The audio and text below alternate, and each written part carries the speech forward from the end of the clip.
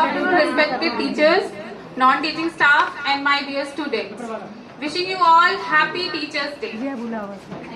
And it feels like today is our birthday because we cut the cake.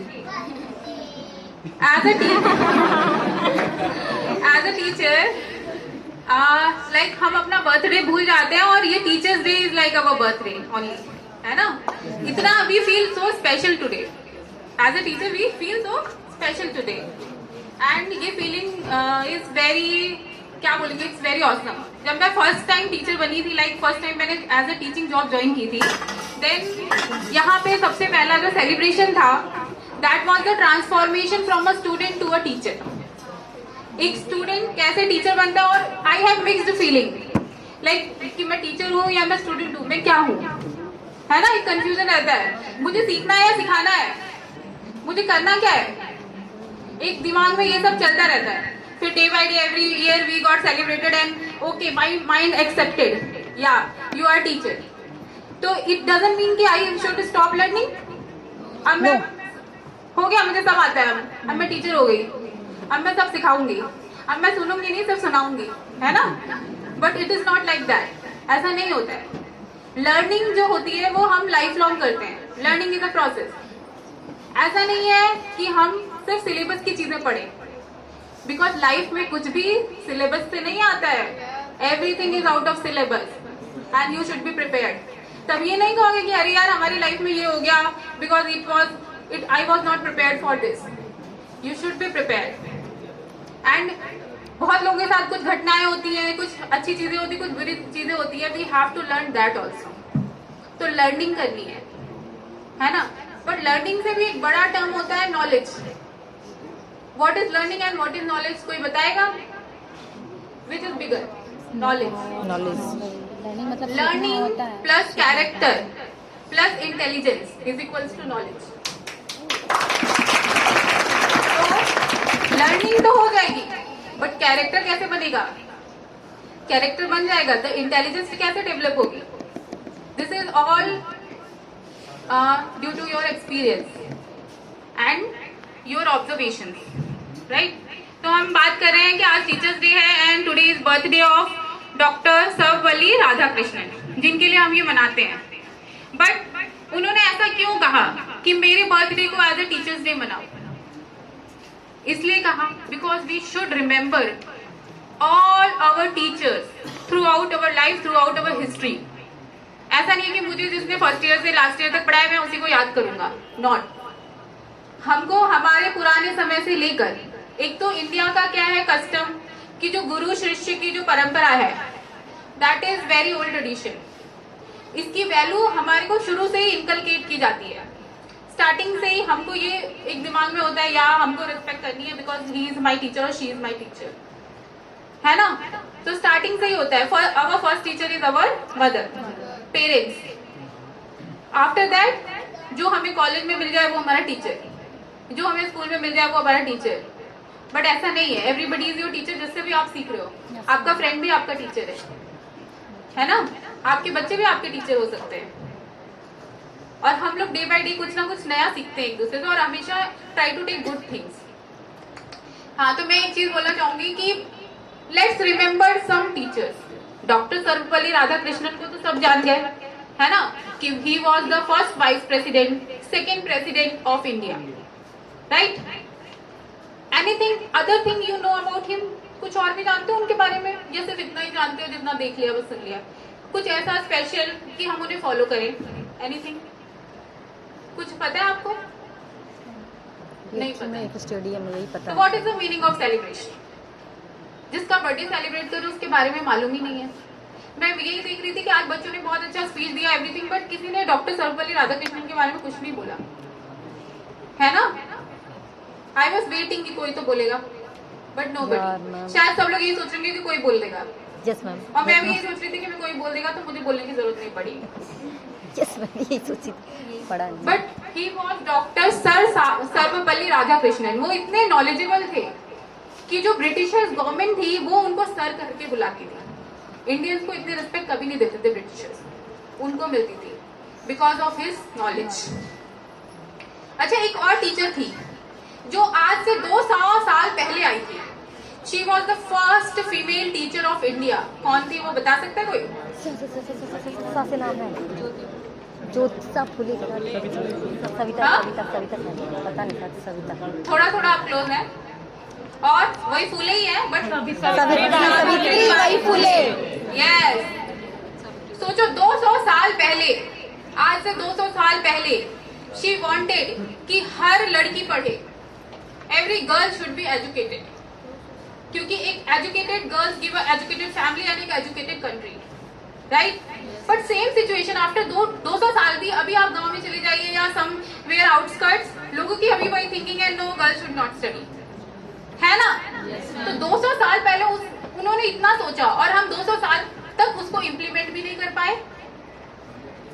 Savitribai Phule was 9 years old when she got married to Jyotiba Phule.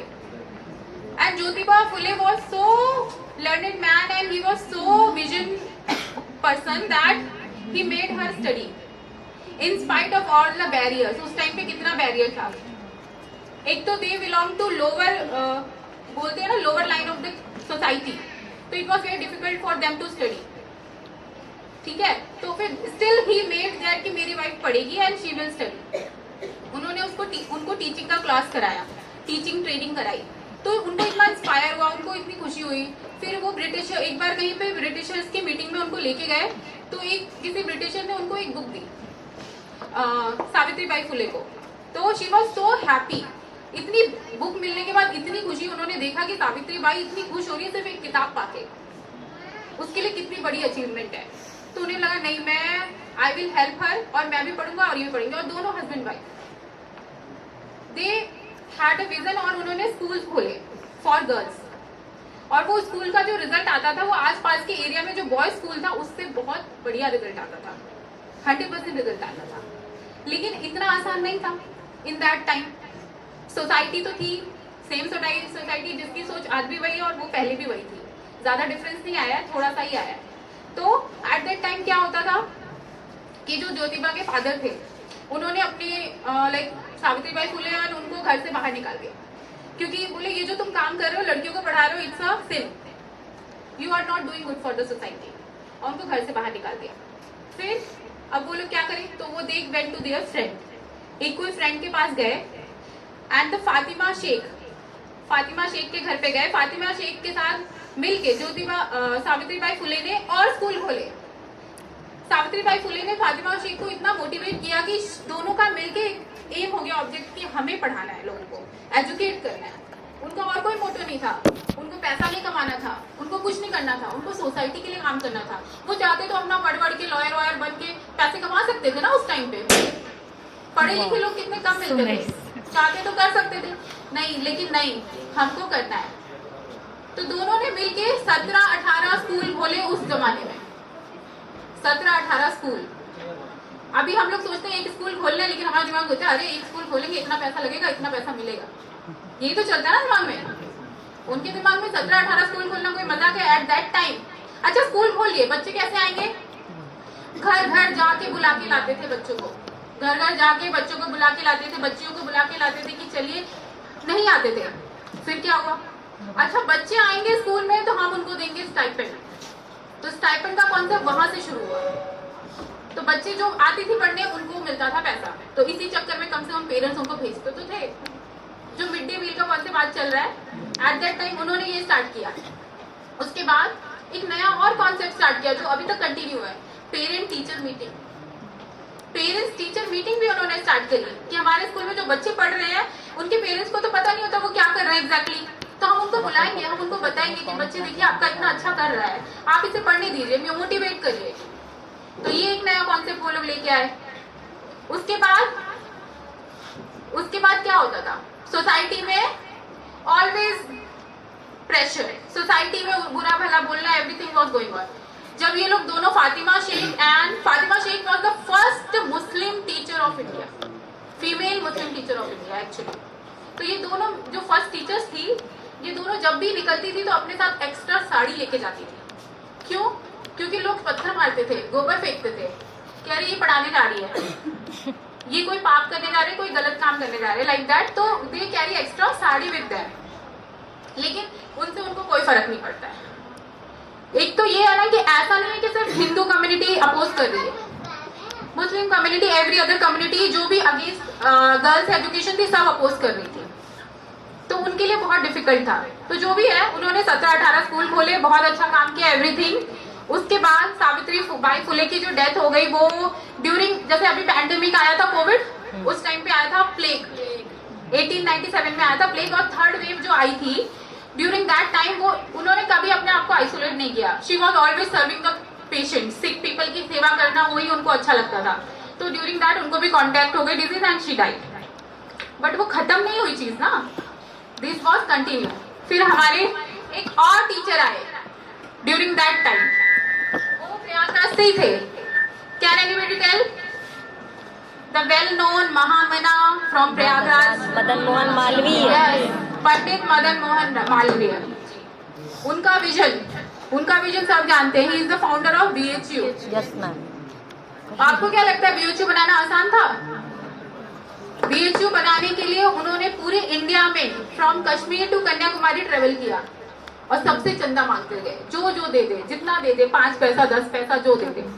1915 में उन्होंने collect किए 1,46 लाख। उस जमाने में 1,46 सिर्फ चंदा मांग मांग के इकट्ठा करके उन्होंने खोला BHU। और एक और इंटरेस्टिंग स्टोरी है, BHU बनाने के लिए उनको चंदा मांगने एक बार वो हैदराबाद के निजाम के पास गए। अगर आपने नहीं सुनी है तो सुन लीजिए। तो निजाम को वो 3 दिन तक जाके उनसे मिलते रहे और कन्विंस करते रहे कि मुझे बनारस हिंदू यूनिवर्सिटी बनाना है, और कन्विंस नहीं हो रहा था निजाम। ही वाज लाइक, ये क्या है, why you are making Banaras Hindu University, it's not needed, क्या करेंगे इसका? तो बोले नहीं नहीं नहीं। तो फिर निजाम भी फ्रस्ट्रेट हो गया, बोला नहीं आप कुछ दे दीजिए। महामना ने बोला आप जो भी देंगे हम एक्सेप्ट करेंगे। तो निजाम ने अपनी टूटी हुई चप्पल उनको दे दी, लीजिए मैं यही दे सकता हूँ, अपनी चप्पल ले जाइए। फिर नेक्स्ट डे क्या हुआ, जब निजाम ने न्यूज़पेपर खोला तो उनको पता चला कि उनकी चप्पल नीलाम हो रही है, उनकी चप्पल नीलाम हो रही है। और वो इतने एम्बैरस हुए देखकर, तो उन्होंने अपनी चप्पल खुद ही खरीद ली जाके। अमाउंट उनको बहुत सारा अमाउंट दिया और वो इतने एम्बैरस हुए कि उनको बाद में उन्होंने काफी अच्छा अमाउंट देके BHU में हेल्प करी। फिर क्या हुआ, उसके बाद महामना जी गए काशी नरेश के पास। काशी नरेश से उन्होंने बात की, तो अब काशी नरेश भी थोड़ा सा तो ट्रिकी होते ही है सब, ऐसे तो कोई पैसा दे नहीं देता ना, चाहे कोई भी हो, राजा कितना भी दिलदार हो। तो उन्होंने कहा ऐसा है महामना जी, आप क्या करिए ना, जब सूर्योदय होगा और सूर्यास्त तक जितनी जमीन आप नाप लेंगे वो जमीन आपकी, उतने में आप कॉलेज खोल लीजिए, स्कूल खोलिए, जो करिए करिए। तो अब उस टाइम पे महामना की एज थी 65 से 70 के बीच, ठीक है, 70 साल का आदमी। उन्होंने कहा ठीक है, बस सुबह उठते ही भोर में 4 बजे 3 बजे ऐसे सूर्योदय हुआ, वो चल पड़े, निकल पड़े, चलते गए चलते गए चलते गए चलते गए, दोपहर हो गई, फिर शाम होने वाली थी। फिर उन्होंने सोचा, वो एक्चुअली चाहते थे कि BHU का जो कैंपस है वो गोल हो, तो वो उन्होंने ऐसे शुरू किया अपना जर्नी, ऐसे ऐसे ऐसे ऐसे ऐसे।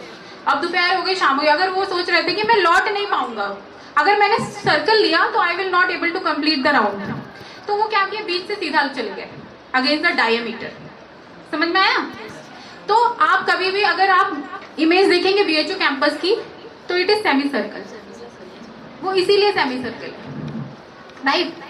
तो ये कुछ कुछ इंटरेस्टिंग स्टोरीज हैं जो हमारे टीचर्स हैं, जो हमें इंस्पायर करते हैं थ्रू आउट द लाइफ। तो ये हमें पढ़ना चाहिए, हमें सीखना चाहिए, हमें सबसे सीखना चाहिए, है ना?